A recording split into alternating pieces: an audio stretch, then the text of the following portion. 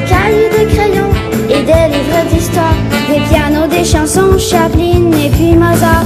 Y'en a assez, y'en a assez, y'en a assez pour tout le monde. Il suffirait de partager sur notre planète ronde.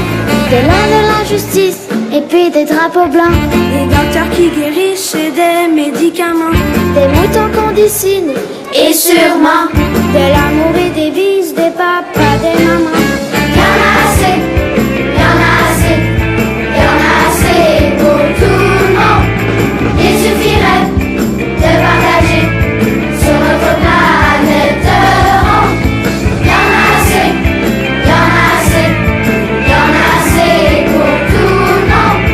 Il suffirait de partager sur notre planète ronde.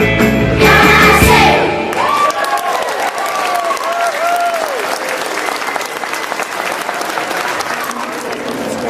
Hey, il y a beaucoup de monde, c'est vraiment le fun. On est très contents de vous avoir avec nous aujourd'hui. Il y a beaucoup de parents de tourterelles, évidemment. Il y a aussi beaucoup de gens de l'extérieur, il y a des civils qui ne sont pas de tourterelles. On est contents de vous avoir. On est très, très fiers aujourd'hui de vous présenter le dernier bébé de l'école Tourterelle. Tourterelle en est à son 5e CD.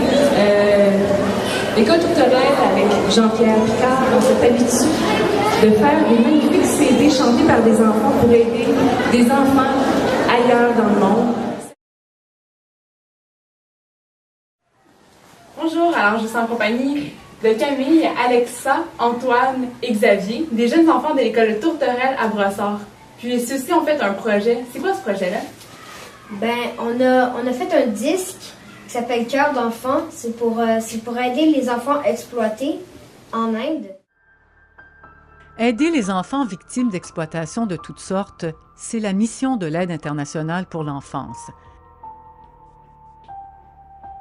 La philosophie de l'organisme est de donner aux enfants un avenir et de leur rendre avant tout leur enfance, une enfance volée. En fait, puis cette idée-là de faire le projet à Bandou.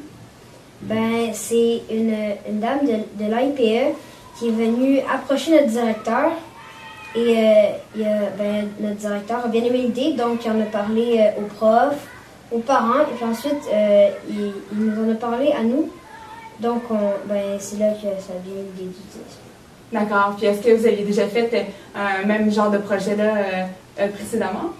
Oui, il y a 6 ans, il y en a eu d'autres avant, il y en a eu plusieurs pour toutes sortes de raisons. Mais je sais qu'il y en a eu un il y a 6 ans, dont il y a moi et Camille qui étaient dedans. On a fait le CD Bonheur d'eau. C'était pour parler de l'eau. On doit le préserver parce que c'est important, c'est comme ça. Alors, avec ce disque-là, on a ramassé de l'argent parce qu'au Burundi, il y a une école d'orphelins où est-ce qu'eux, ils devaient marcher 2-3 km pour aller chercher de l'eau sale à boire. Alors nous, on a construit un puits avec de l'eau potable dans leur école.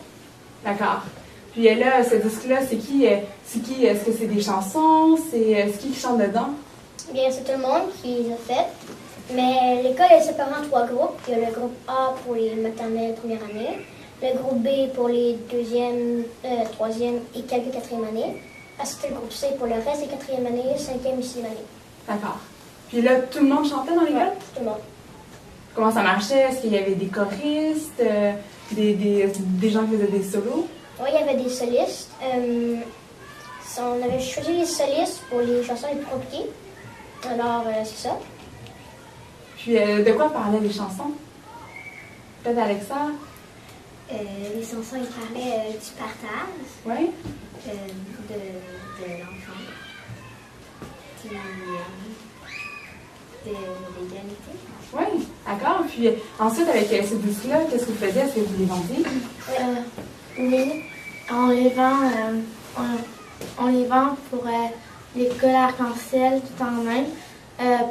Puis l'argent qu'ils vont faire avec ça, ils vont acheter des vêtements avec ça, des affaires scolaires pour un repas par jour, puis c'est ça. Donc, comment avez-vous été sensibilisés face à la vie des jeunes de votre âge dans d'autres pays, comme en Burundi ou en Inde? Bien, c'est le sauter On a organisé une semaine thématique. Attends, le CET, c'est quoi ça? C'est le comité étudiant. Ah, d'accord. Ils ont organisé une semaine thématique.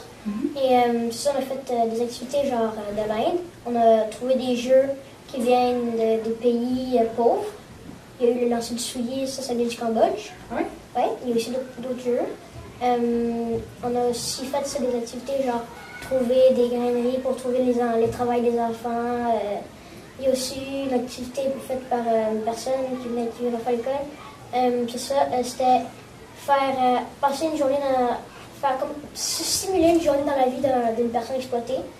Alors on était assis sur une table, on devait dessiner des graines de cacao. Puis c'est ça, on avait un petit salaire. Puis ça.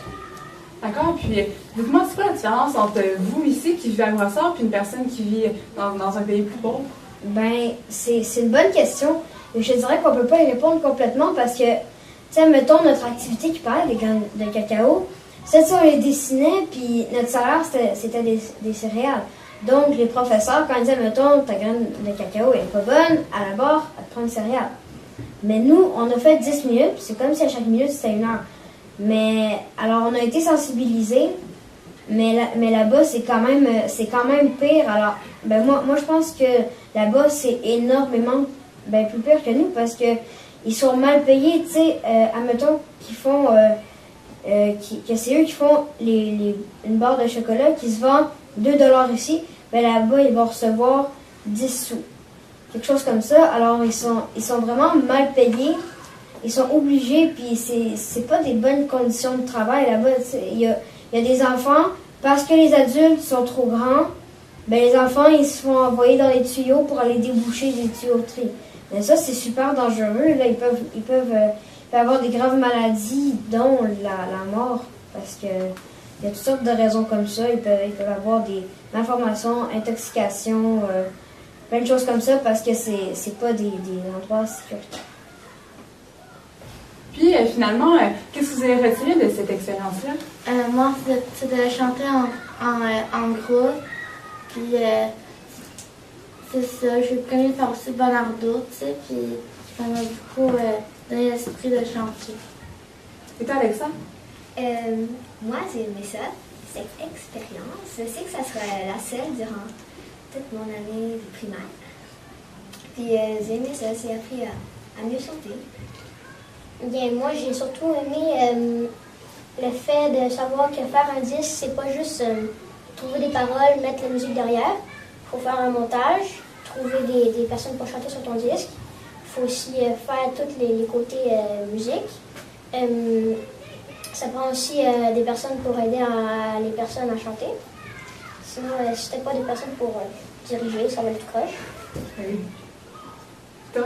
Ben moi, j'ai appris à plus aimer chanter parce que, oui, j'ai fait Bonardo, mais durant toutes les autres années, j'ai pas trouvé l'intérêt de chanter. Et puis après ce disque-là, j'ai fait une chorale et j'ai fait plein d'autres affaires parce que j'ai retrouvé l'intérêt de chanter. Puis ce disque-là, c'est pas juste chanter pour rien, on chante avec notre cœur parce qu'on sait que c'est une bonne cause importante. Oui, effectivement. Puis je vous remercie beaucoup pour cette entrevue-là. Puis j'espère que vous allez continuer à faire d'autres projets du même type de l'aide internationale.